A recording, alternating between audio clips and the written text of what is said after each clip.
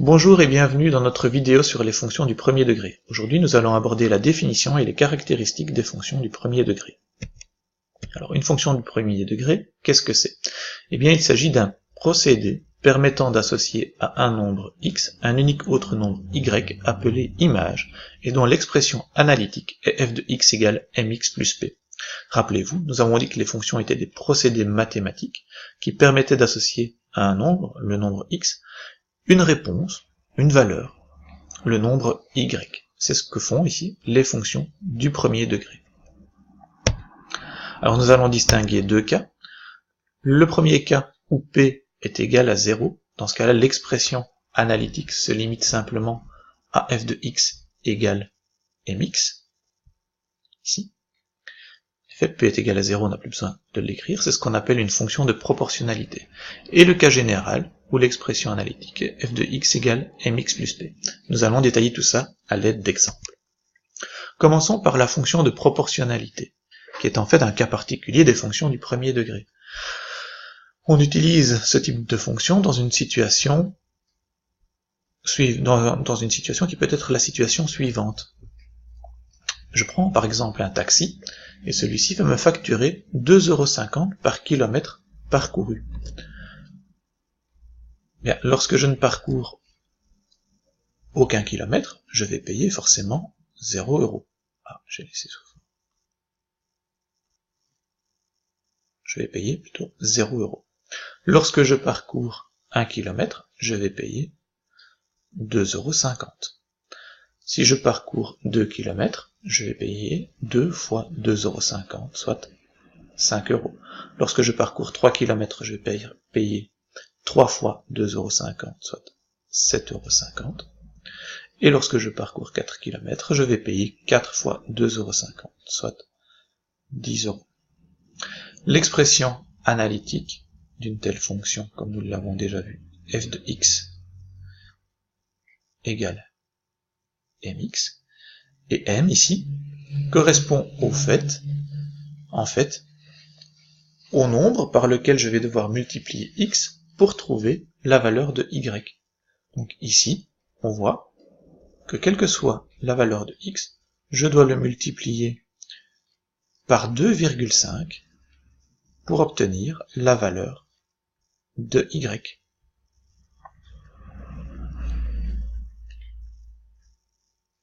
Eh bien m va être égal à 2,5. Donc je peux réécrire mon expression analytique comme ceci, f de x égale 2,5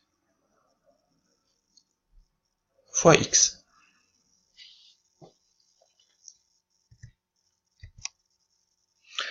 Une fonction de proportionnalité peut bien sûr aussi être représentée par son graphique.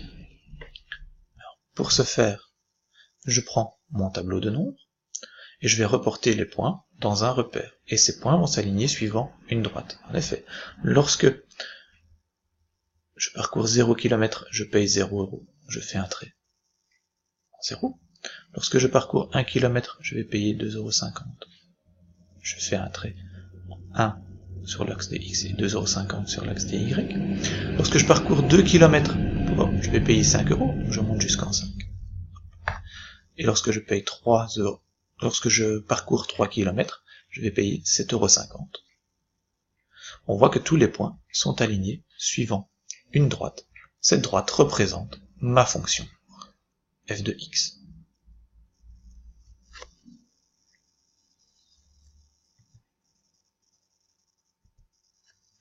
Passons maintenant au cas général des fonctions du premier degré. Donc l'expression analytique, je vous l'ai dit, f de x égale mx plus p. Mais à quoi correspondent, dans ce cas, le m et le p? Pour l'illustrer, nous allons prendre un petit exemple. Je prends un taxi, et ce taxi va me facturer 10 € pour venir me chercher à mon point de départ, et ensuite il va me facturer 2,50 € jusqu'à ma destination. Donc lorsque je ne parcours aucune distance, je vais payer 10 €. En effet, le taxi est venu me chercher, même si je décide de ne pas le prendre, il me fait payer 10 €. Lorsque je parcours 1 km maintenant, je vais payer bien les 10 € de la prise en charge, plus 2,50 € par kilomètre, donc 2,50 € fois 1, plus 2,50 €, ce qui fait qu'au total, je vais payer 12,50 €. Si je parcours 2 km, maintenant, je vais toujours payer les 10 € de prise en charge, plus 2 fois 2,50 €, soit 5. Je vais donc payer 15 €. Si je parcours 3 km, je vais payer 17,50 €. Donc les 10 € de prise en charge, plus 3 fois 2,50 €. Et si je parcours 4 km, je vais payer 20 €. Ce tableau représente le tableau de valeur de ma fonction du premier degré. Alors, on ne sait pas encore très bien à quoi correspondent m et p, et nous allons l'aborder tout de suite. Tout d'abord, nous allons tracer le graphique de notre fonction. Donc, comme précédemment, on va repérer les différents points. Lorsque je ne parcours aucune distance, je paye 10 €. Donc, x est égal à 0, je suis ici. Je remonte jusqu'à 10 €. Je fais un trait à 10 €. Lorsque je parcours 1 km, je paye 12,50 €, donc je suis en 1 km, et je fais un trait lorsque j'arrive à 12,50 €. Lorsque je parcours 2 km, je paye 15 €, 2 km, je paye 15 €, et ainsi de suite. On peut relier ces différents traits à l'aide d'une droite, qui passe par chacun d'eux, et cette droite va en fait représenter ma fonction.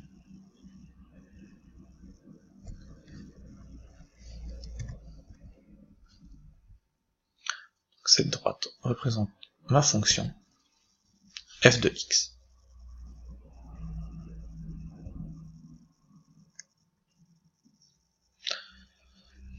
Alors, on peut établir le lien entre la fonction f, son expression analytique, le tableau de nombres et le graphique. Comment faire? Eh bien, tout d'abord, sur base du tableau de valeurs. La valeur de p, en fait, donc mon expression analytique, je vous le rappelle, c'est f de x égale mx plus p. P, c'est ce que l'on va appeler l'ordonnée à l'origine. L'ordonnée à l'origine, c'est la valeur de y quand x est égal à 0. Donc quand x est égal à 0, la valeur de y de ma fonction, c'est 10. Donc petit p va être égal à 10. Graphiquement, c'est le point d'intersection entre ma fonction et l'axe dy. Donc vous avez les deux possibilités. Soit vous regardez dans le tableau de nombres où x est égal à 0, vous obtenez la valeur de y, ceci est la valeur de p. Soit vous regardez le point d'intersection entre le graphique de la fonction et le repère. C'est la valeur de p également. Et bien sûr, vous devez obtenir la même valeur.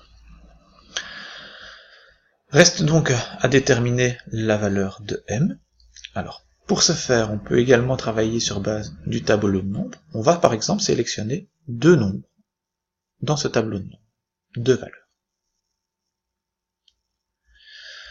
D'une part, je vais soustraire les valeurs de y l'une par rapport à l'autre. Alors, peu importe le sens de la soustraction, l'important est de toujours garder le même sens.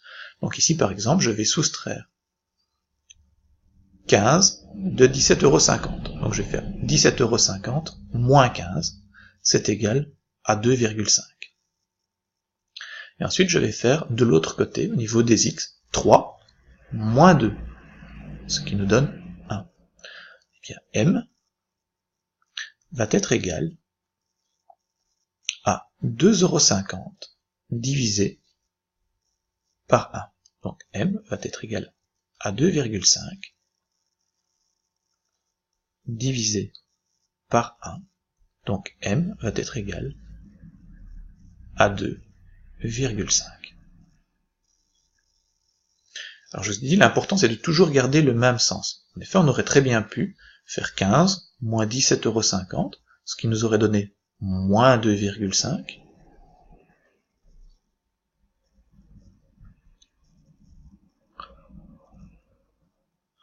Mais alors nous aurions fait 2 moins 3, ce qui nous donne moins 1.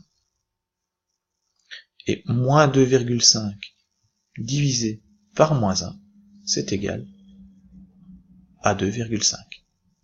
Donc, quel que soit le sens des soustractions, la valeur de m est toujours la même. L'important est de garder le même sens quand on fait la soustraction des y et quand on fait la soustraction des x. On peut également déterminer le m de façon graphique. Alors comment fait-on? On prend deux points sur le graphique, par exemple ce point-ci et ce point-ci.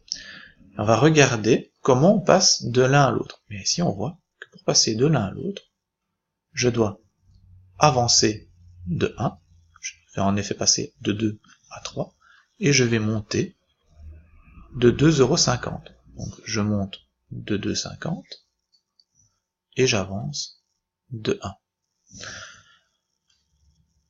On va diviser 2,5 par 1. On va obtenir m égale 2,5.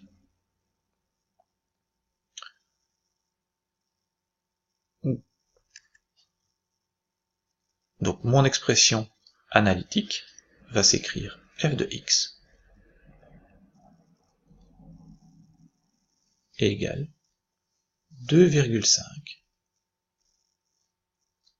fois x plus 10. Et vous retrouvez chacun des termes de l'expression analytique. Donc le petit m que nous avons calculé vaut 2,5, donc on multiplie x par 2,5, et le petit p que nous avons déterminé soit graphiquement, soit à l'aide du tableau de nombres, vaut 10. Donc on remplace sa valeur par 10.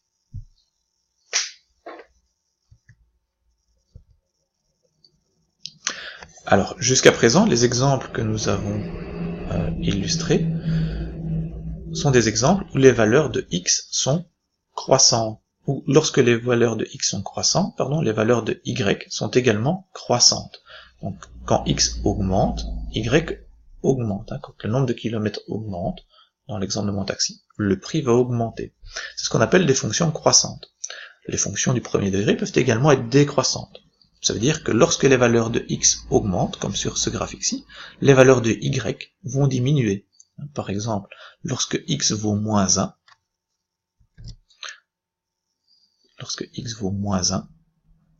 y va être égal ici à 12,5.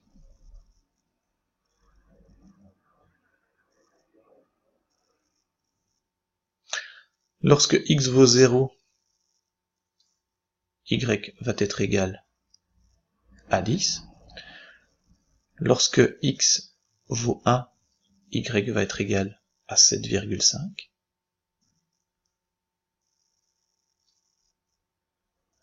Et lorsque x vaut 2, y va être égal à 5. On voit d'une part que lorsque mes valeurs de x augmentent, mes valeurs de y diminuent. C'est une fonction décroissante. Or, dans ce cas-ci, quelle est mon expression analytique? Bien, on sait que l'expression analytique générale d'une telle fonction est f de x égale mx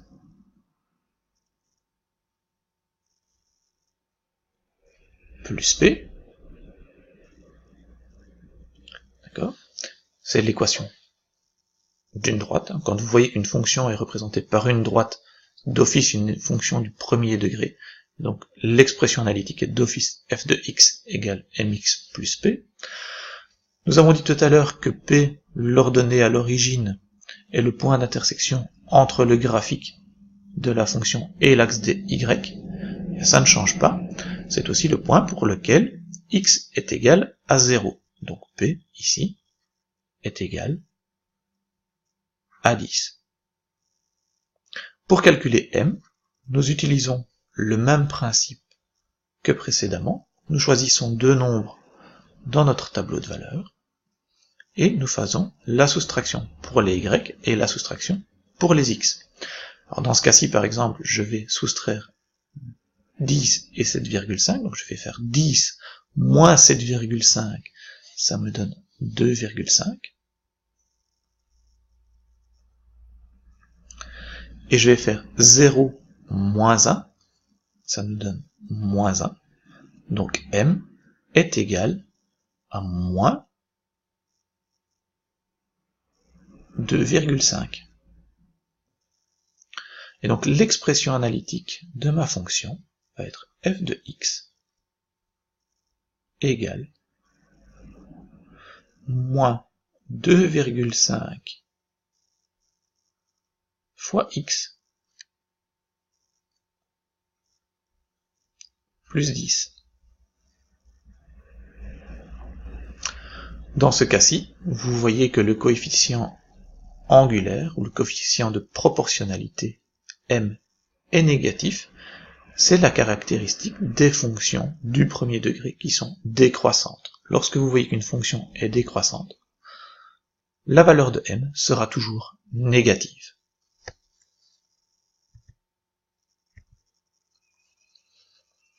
Donc, pour une fonction croissante, je vous rappelle, enfin ici, une fonction croissante, quand les x augmentent, les y augmentent aussi.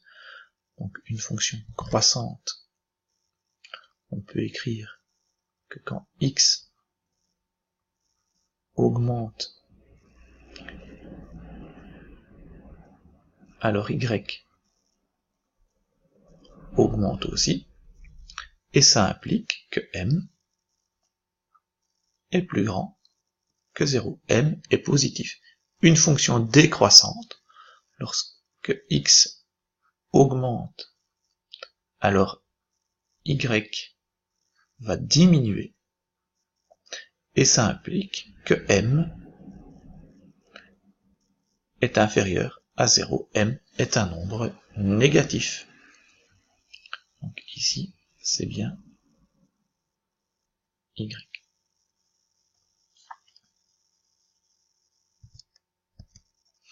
Voilà, j'espère que vous avez apprécié la vidéo et nous nous retrouverons en classe pour exploiter les fonctions du premier degré. Bon travail et à bientôt.